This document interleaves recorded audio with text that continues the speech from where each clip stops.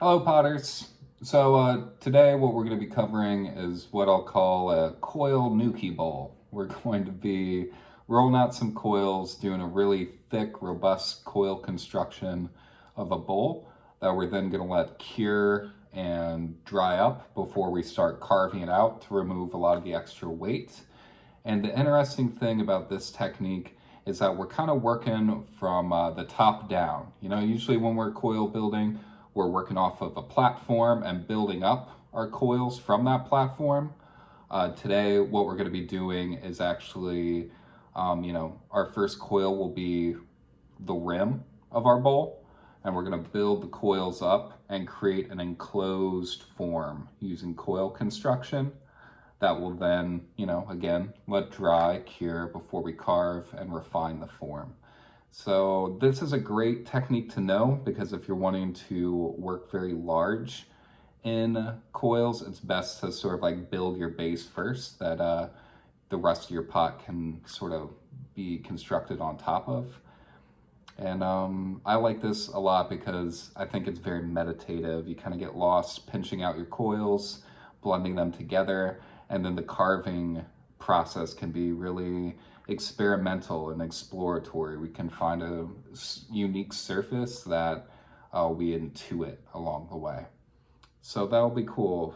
Once we get to the curing portion, I'll show you some of my favorite surface decorations. I've been doing these sort of serpentine coils on top of an established slab form. So I'm going to show you a little bit about that. It's sort of inspired by Jomon pottery. And yeah, so only way to get to it is to do it. So let's talk about the tools we're going to need. Always, you're going to need some clay. You're going to need a little bowl with some water in it and your favorite sponge. I feel like I should get a sponsorship for these guys because I'm always pumping them in my videos, but I'm using this blue Workhorse Mud Tools sponge. Need a wood knife, a firm rib, you know, these sort of kidney ribs that come with any pottery toolkit work great. We're going to use these to help blend and smooth the surface of our piece. We probably won't be using this rib today, but this is a serrated rib. It's always great to have one of these around for slipping and scoring and some texturing that we'll be doing later on. We're also going to want a smooth rib. Again, comes in a pottery toolkit. It's going to smooth out the piece for us. A needle tool or a pin tool, whatever you want to call it. Good to have this around in case we need to cut off a little bit of clay. And we're going to be improvising a bat. So what I'm going to be doing is I'm going to be pinching out coils and attaching them to the bottom of this saucer. And this is just going to act as like a little bat. The nice thing about this saucer is the clay is going to release from it as it dries, so I don't have to worry about shrinkage too much. And it's going to just be a good surface for us to start building on top of. That being said, my camera is going to be oriented so it's focusing on my hands. So it'll be kind of like my hands are talking to you for the rest of the time. If you're watching this video live, go ahead and post your questions in the chat. After the video is done, I will go through the chat and answer any questions that you might have. Well, thanks for coming out. Let's do it. So I'm getting out my clay.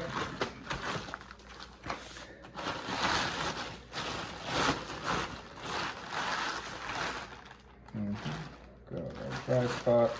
And I'm gonna grab like a big handful of clay. And I'm just gonna be using my fists to squeeze this out into a coil.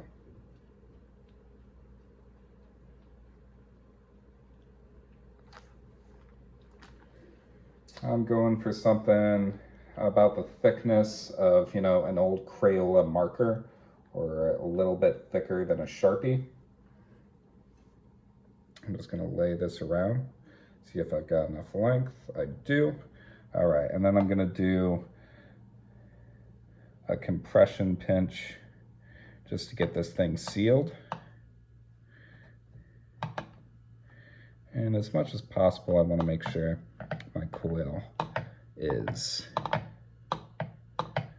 the same thickness all around. So right now, I'm really just trying to adhere this to the outer rim the nice thing about using a plate like this is that I'm going to be reasonably sure that I've got an even circle, as long as I'm paying attention to get my clay right up against that edge of the plate. All right, once I pinch off any excess you have, once you have your clay on there, you're gonna go through and you're gonna just make sure it's really adhered to that. I'm just gonna do a couple blending pinches along the perimeter of the inside, because all my other coils are gonna go right on top of this one, so I wanna make sure that this one is as secure as possible. So I'm making sure it's well blended on top of this plate. All right, smooth this out. You can see it got a little gap there. Blend that. And I'm just gonna make sure it's nice and sealed to this plate.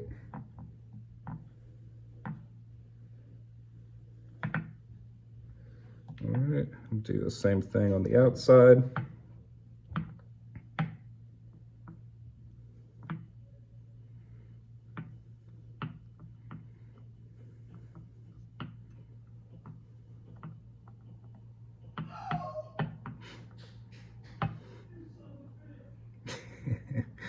If you can hear that, that is my brother-in-law watching soccer. His team is losing. Go Chelsea. All right.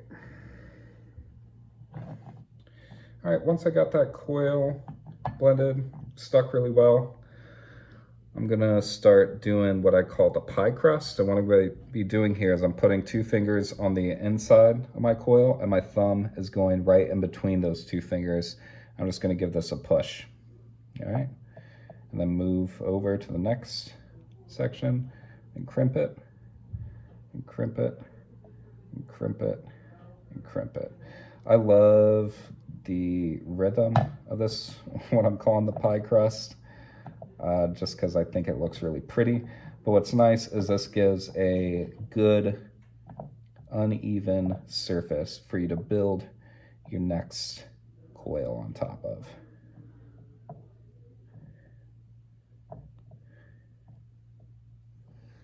All right, so, and this pie crust technique, we're gonna do this between each coil because it's gonna help us blend it. All right, first coil down, that's the hardest part. All right, so think about coil construction. I'm gonna pinch out another marker sized or marker thick coil.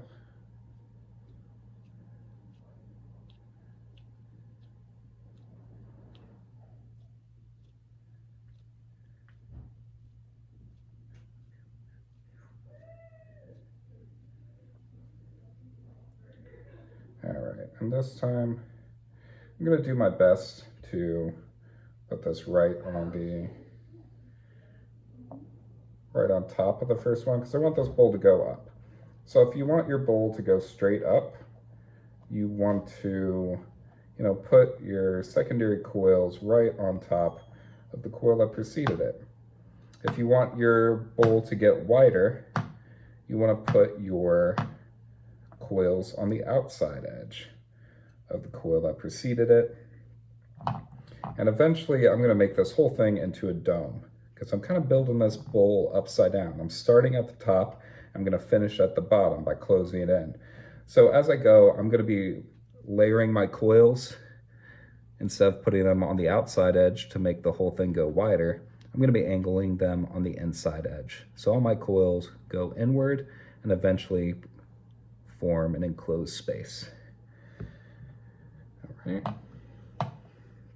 So I'm going to get another coil on here. This clay is very soft, so I'm just going to take this first coil and wrap it into my next coil. And the thing about this, like, I'm squeezing with such pressure here, this is acting as like a compressive wedge, so it's going to squeeze out any air bubbles. And then when I go back and start blending, I'm really going to make sure that I'm pushing out any extra inconsistencies or air bubbles that might be present. All right. So I'm going to take that coil, make sure it's as even as I can, and lay it off to the side. And then I'm going to pie crust again. Again, I'm putting my 2 fingers on the inside of my pot and putting my thumb in between them, just pinching it, creating something that looks like a pie crust.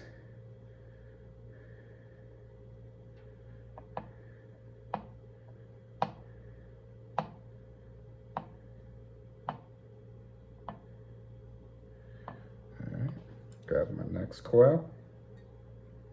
And as I'm putting this coil down, I'm using my thumb and I'm pressing this coil down into the coil that came before it.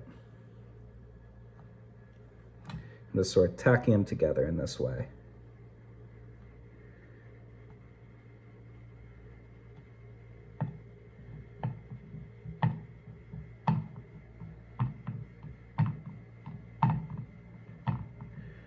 Just making sure it's stuck. Not making sure it's like the perfect fit right now. All right, that'll do. Tear off the next.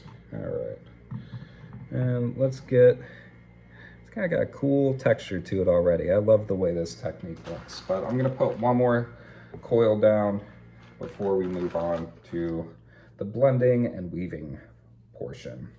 All right, so again, I'm just using my fists. I'm pinching this out into, you know, it's a long rope, about, you know, a little thicker than a Sharpie. And I just want to make sure it's as even as possible. I go back through, using my thumb, just tacking that down. And I'm putting these coils a little bit toward the inside edge of the coil that came before it, because I'm making an enclosed shape. You can see my coils are already starting to angle in, getting closer to the center of that plate. All right, so about after every 2 or 3 coils, we're gonna wanna start blending this stuff together. And the way I blend is, you know, if you don't have a banding wheel at home, you could just set this on a sheer surface and you can start to turn it in your hand as you blend. But if you got some sort of lazy Susan at home, this makes it a lot easier. And to do this blending, I pinch my middle, index, and ring finger together against my thumb. And I start by just pressing this clay down. Notice how I'm supporting the wall from the inside, so as I add pressure, I'm not collapsing my wall, it's supported. And I'm just gonna blend these pieces together.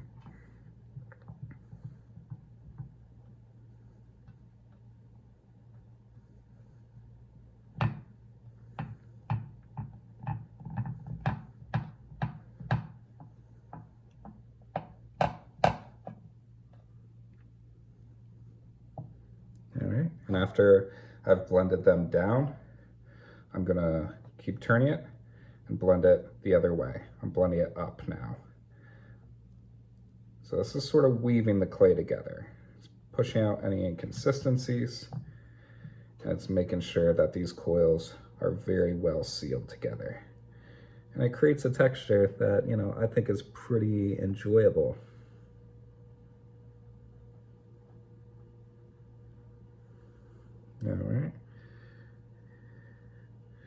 All right, so after I got that, I'm gonna have to blend the inside a little bit. I've got one of these nice blue, firm mud tools ribs that'll help me get in there and blend it really well. You can use a wooden rib.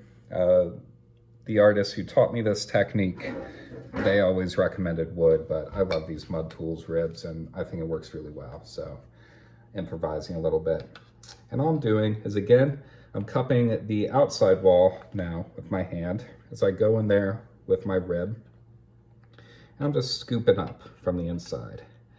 Because you'll notice that there's a lot of little pockets and pits on the inside of this from where the coils were loosely attached. And now, so sometimes I'm sort of scraping back towards me. Sometimes I'm scraping straight up. I'm just filling all those holes and blending these coils together so it's a relatively smooth surface on the inside.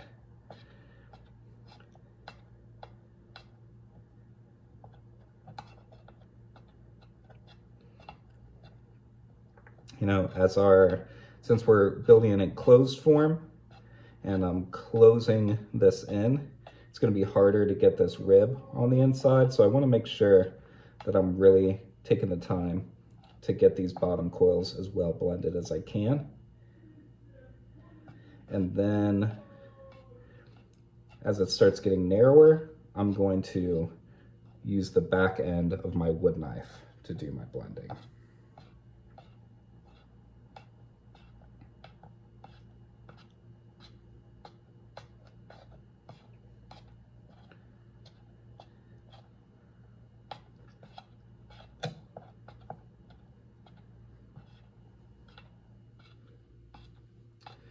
Might be noticing I'm not using any slip or scoring to put my coils together.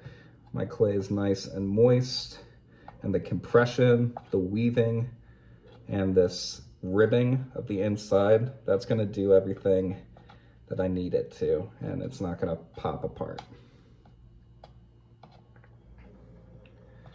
All right, so that's looking good.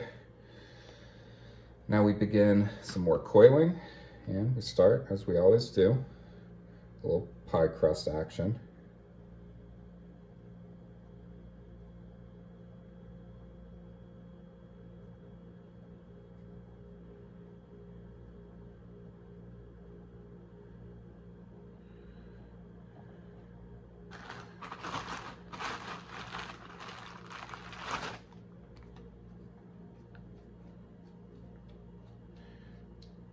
Pinching out another marker size of clay.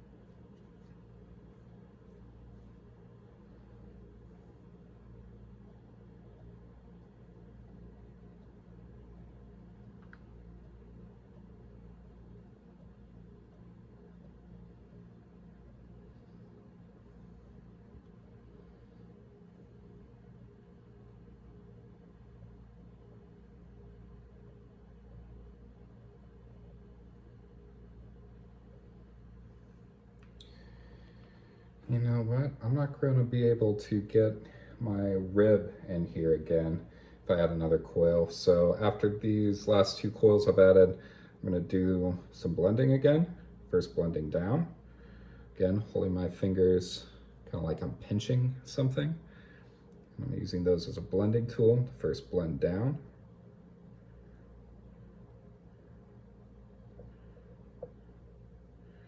After I've done a revolution blending down, I'm going to blend up in the opposite direction. Just make sure everything's well sealed.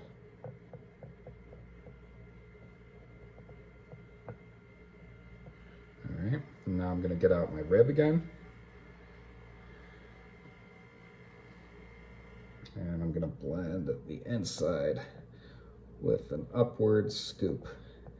And notice I'm always supporting the outside with my non-dominant hand. That way, as I add pressure, I'm not distending the inside of my bowl.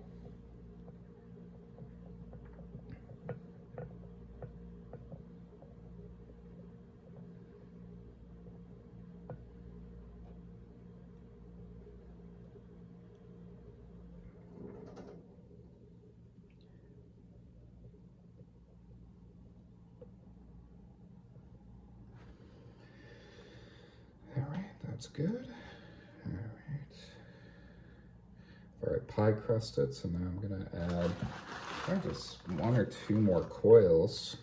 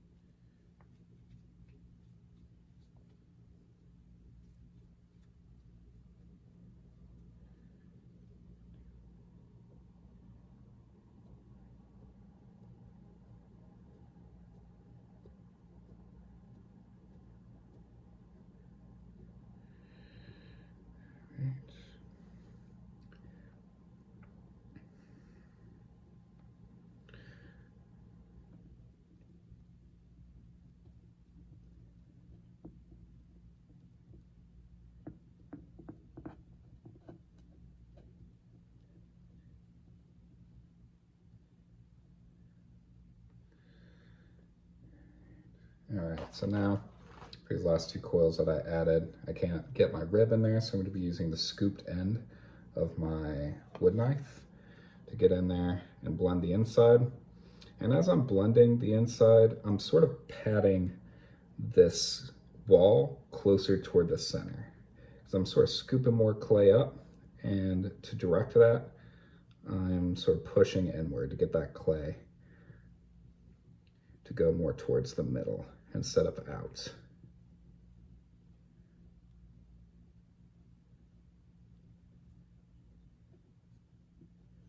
All right. It's feeling pretty good. And now, if you go over, I got a nice kind of volcano looking bowl right now. And I could keep going with some coils, but I want to have sort of a flat bottom. And so what I'm going to do is, like before, I'm going to pie crust the top.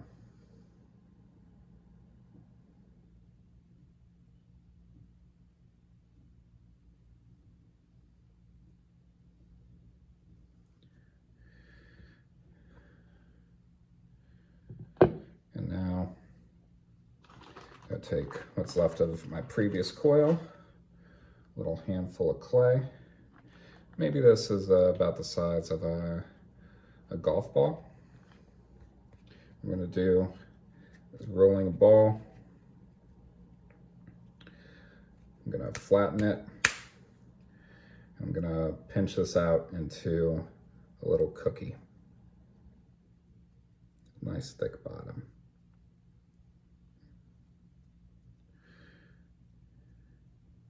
This cookie's about the same thickness as my coils, because I'm now going to pie crust the outside of my cookie.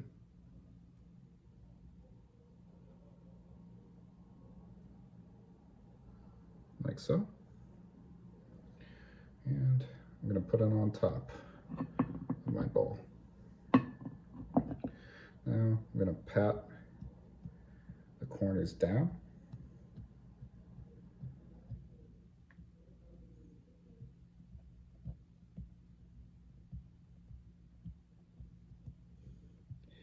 And I'm going to blend them right into the coils underneath.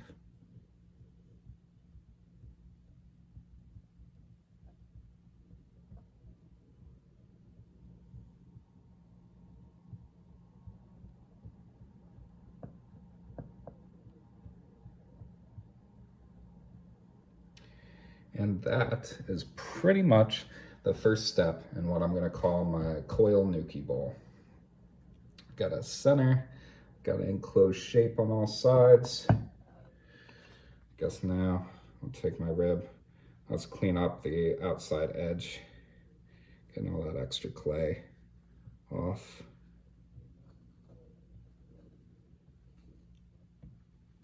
It's gonna make it easier to cut off later.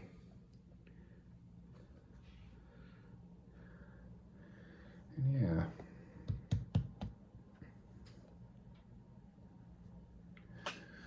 There's a paddle or something. I'm gonna get out a paddle.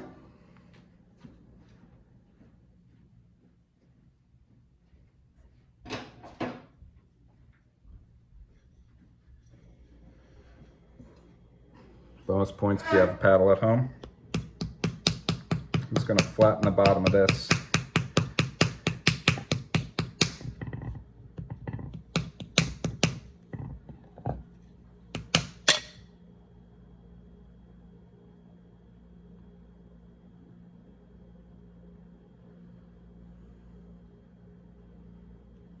All right, so that is the first part of this Coil Nuki demo.